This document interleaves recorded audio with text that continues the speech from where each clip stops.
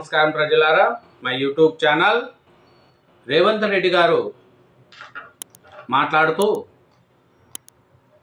ఈసారి సెంచరీ 100 సీట్లు గెలుస్తాం, మళ్ళీ ప్రభుత్వం ఏర్పాటు చేస్తాం, ఒకటి తగ్గినా నాదే బాధ్యత అని రేవంత్ రెడ్డి గారు చెప్తున్నారండి.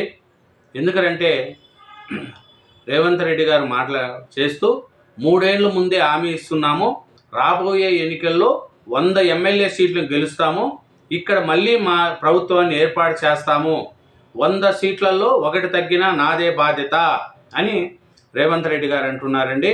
10 ఏళ్ళు మాదే, నెక్స్ట్ వచ్చే అధికారం కూడా మాదే అని రేవంత్ రెడ్డి గారు చెప్తున్నారండి.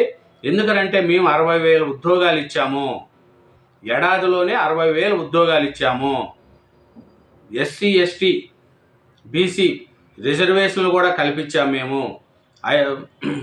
తెలంగాణ డెవలప్మెంట్ కోసం పని చేస్తున్నాము. కాబట్టి ఈసారి 100 సీట్లు గెలిచడం తగ్గదు, మళ్ళీ ప్రభుత్వం మాదే అని రేవంత్ రెడ్డి గారు చెప్తున్నారండి. నిన్న ఖార్గే సమక్షంలో చెప్పారండి, రేవంత్ రెడ్డి గారు మాట్లాడినారండి. ఎందుకంటే ఈసారి నియోజకవర్గాలు కూడా పెరుగుతాయి, కాబట్టి మేము 100 సీట్లకు తగ్గము, ఈ 100 సీట్లకు తగ్గము. ఎందుకంటే ఎమ్మెల్యే సీట్లు పెరుగుతాయి, ఎంపీ సీట్లు పెరుగుతాయి. ఈ సీట్లు పెరిగితే మనకు 100 సీట్లకు కంపల్సరీ వస్తాయి అనేది చెప్తున్నారండి. రాబోయే ఎన్నికల్లో 100 ఎమ్మెల్యే సీట్లను గెలుస్తాము, ఇక్కడ మళ్ళీ ప్రభుత్వాన్ని ఏర్పాటు చేస్తాము అని చెప్తున్నారండి. తెలంగాణ నుంచి 15 మంది ఎంపీలను ఢిల్లీకి పంపుతామనేది కూడా రేవంత్ రెడ్డి గారు చెప్తున్నారండి.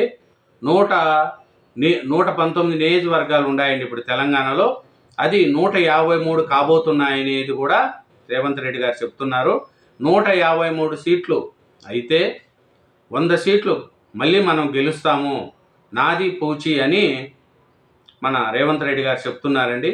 మేము మా డెవలప్మెంటే మమ్మల్ని గెలిపిస్తుంది, మేము చేసిన అభివృద్ధినే మమ్మల్ని గెలిపిస్తుందని సామాజిక న్యాయ సమరభేరిలో సభలో ఎల్బీ స్టేడియంలో శుక్రవారం నిర్వహించిన మీటింగ్లో 31 నిమిషాల పాటు ఆయన మాట్లాడినారండి.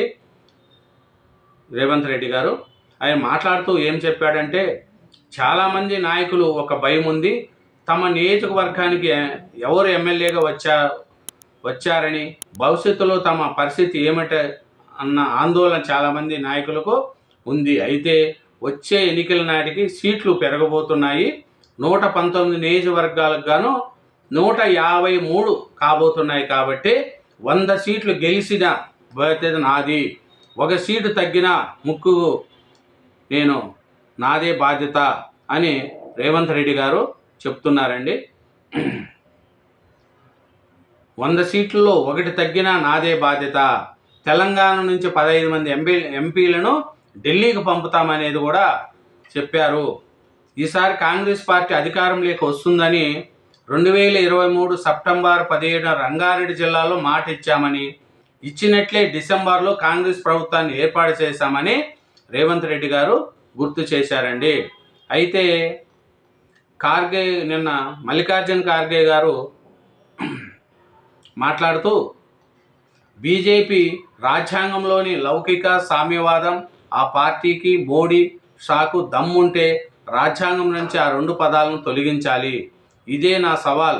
ఏఐసిసి చీఫ్ మల్లికార్జున ఖార్గే, మోడీ సర్కారు పాటిస్తున్న విదేశాంగ విధానం వల్ల దేశం చుట్టూ శత్రువులే ఉన్నారని ధ్వజం, అది మన ఖార్గే గారు మాట్లాడుతూ చేశారు. అలాగే రోసయ్య గారి జయంతి కార్యక్రమంలో కూడా మంత్రులు పాల్గొన్నారు, విగ్రహాన్ని కూడా ఆవిష్కరించారండి.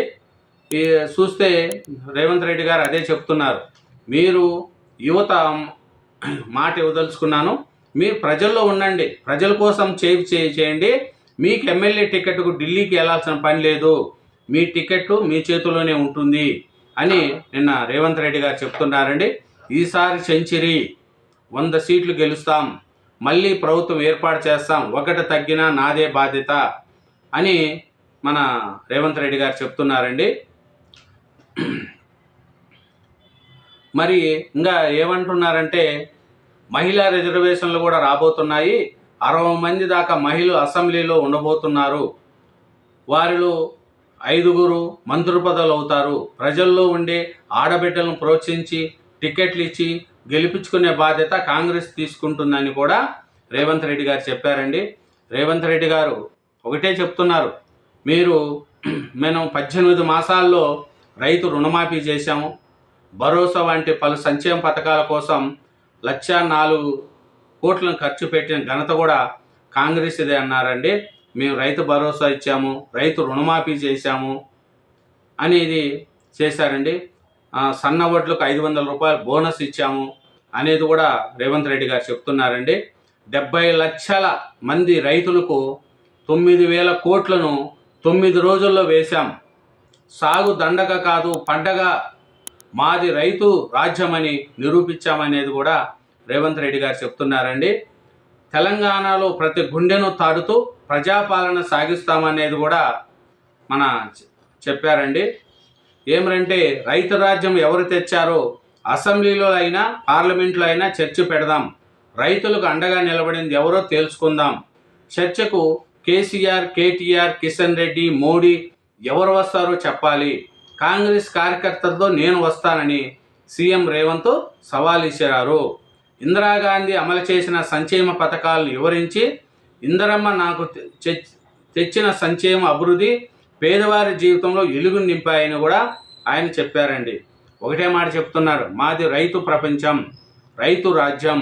రైతుల కోసం మేము 2 లక్షల వరకు రుణమాఫీ చేశాం, రైతు బంధు వేశాం, సన్న బియ్యానికి 500 రూపాయలు బోనస్ ఇచ్చాం, మహిళలకు ఉచిత బస్సు సౌకర్యం ఇచ్చాం, 200 యూనిట్లు కరెంటు ఫ్రీ ఇచ్చాం, 500 రూపాయలకు గ్యాస్ సిలిండర్ ఇచ్చాం, ఇందిరమ్మ ఇండ్లు కట్టిస్తున్నాం, ఇందిరమ్మ రాజ్యం నడుస్తుంది, ప్రతి పేదవానికి ఇందిరమ్మ ఇండ్లు ఇస్తున్నాం అని రేవంత్ రెడ్డి గారు చెప్తూ, కాంగ్రెస్ పాలన నెక్స్ట్ వచ్చే ఎలక్షన్లో కూడా 2020 నెక్స్ట్ ఎలక్షన్ వచ్చే ఎలక్షన్లో కూడా మాదే అనేది కూడా ఒక 10 ఏళ్ళు మాదే ఉంటుంది ప్రభుత్వము, మీరేం భయపడకండి, పార్టీలో కష్టపడిన వారికి టికెట్లు వస్తాయి అని రేవంత్ రెడ్డి గారు చెప్తున్నారండి. ఎందుకంటే గత 10 ఏళ్ళు బీఆర్ఎస్ పరిపాలించింది, పేద రైతులను పట్టించుకోలేదు, మాది మేమే అనేది కూడా రేవంత్ రెడ్డి గారు చెప్తున్నారు. ఒకటి తగ్గినా అది 100 సీట్లు వస్తాయి, ఒకటి తగ్గినా నాదే అనేది కూడా ఇచ్చామండి.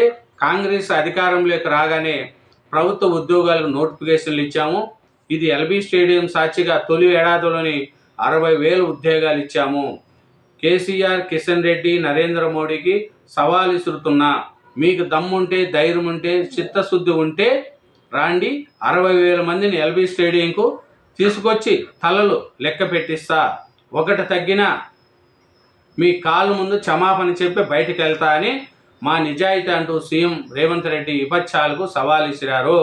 మేము 60,000 ఉద్యోగాలు ఇచ్చామండి, ఒకటి తగ్గినా మీ కాళ్ళు పట్టుకుంటా అని మన కేసీఆర్కు, మోడీ గారికి, కిషన్ రెడ్డికి వాళ్ళకు సవాల్ విసురుతున్నాడండి. మీరు రాండి అని చెప్పారండి. తెలంగాణ ఉద్యమం అంటేనే నిరుద్యోగ పోరాటమని, కేసీఆర్ మాత్రం ఉద్యోగాలు ఇవ్వకుండా గొర్రెలు బర్రెలు పంచిపెట్టి ఆయన కొడుకు రాజ్యాలు వేల్చడం న్యాయమా అని ప్రశ్నించారు. 100 మంది బలిదానాలతో తెలంగాణ తెచ్చుకున్నది గొర్రెలు బర్రెలు చేపల కోసం అని కేసీఆర్ నిలదీశారు.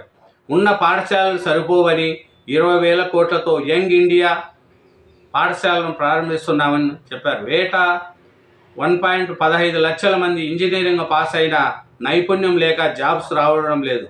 అందుకే వారికి శిక్షణ ఇచ్చేందుకు స్కిల్ యూనివర్సిటీ ప్రారంభించామని, స్కిల్స్ నేర్పించి వారికి ఉద్యోగాలు కల్పించబోతున్నామని, ఒలింపిక్స్లో గోల్డ్ మెడల్స్ సాధించేందుకు యంగ్ ఇండియా స్పోర్ట్స్ యూనివర్సిటీ ప్రారంభించున్నాం. 2034 ఒలింపిక్స్లో తెలంగాణ నుంచి బంగారు పతకం తెచ్చే బాధ్యత తెలంగాణ యువత తీసుకుంటుందని ప్రధాని మోడీకి చెప్తున్నానని సీఎం రేవంత్ రెడ్డి చెప్పారు. ఇదేనండి సీఎం రేవంత్ రెడ్డి గారు ఒకటే చెప్తున్నాడు, ఏమని, ఈసారి సెంచరీ 100 సీట్లు గెలుస్తాం, ప్రభుత్వం మాదే అని రేవంత్ రెడ్డి గారు చెప్తున్నారండి. ఇది రేవంత్ రెడ్డి గారు యొక్క విన్నామండి. Thank you very much. నా ఛానల్ సబ్స్క్రైబ్ చేయండి, నా వీడియోను లైక్ చేయండి. Thank you.